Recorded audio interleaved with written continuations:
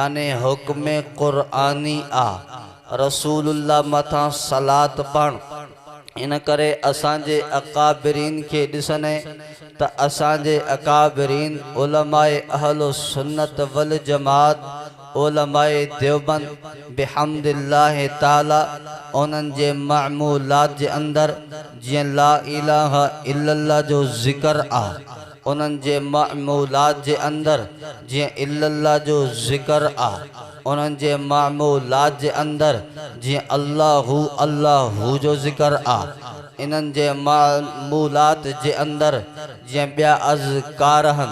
ॿिया ज़िक्र हन उन्हनि सां गॾोगॾु ही ज़िक्र भी आ अल्लाहुम्मा सल्ले अला मुहम्मद। इतों इहा ॻाल्हि साबित थी असां हुज़ूर पाक सल्लल्लाहु अलैहि वसल्लम मथां दुरूद पढ़ंदा भी हूं दुरूद पढ़ण के इबादत भी समझंदा हूं रसूलुल्लाह मथां जेको दुरूद पढ़ण जो मुनकिर आ वो क़ुरआन जो मुनकिर आ उनके बेईमान ऐं लानती भी समझंदा हूं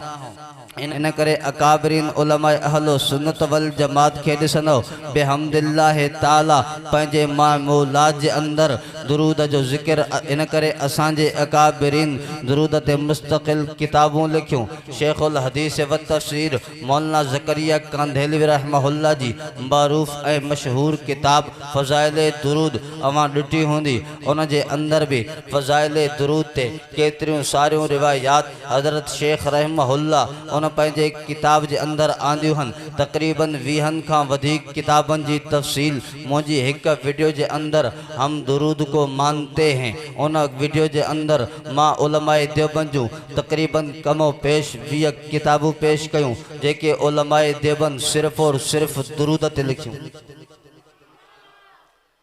कहते लिखियूं दुरूद ते असां दुरूद के मञूं था इन के इबादत भी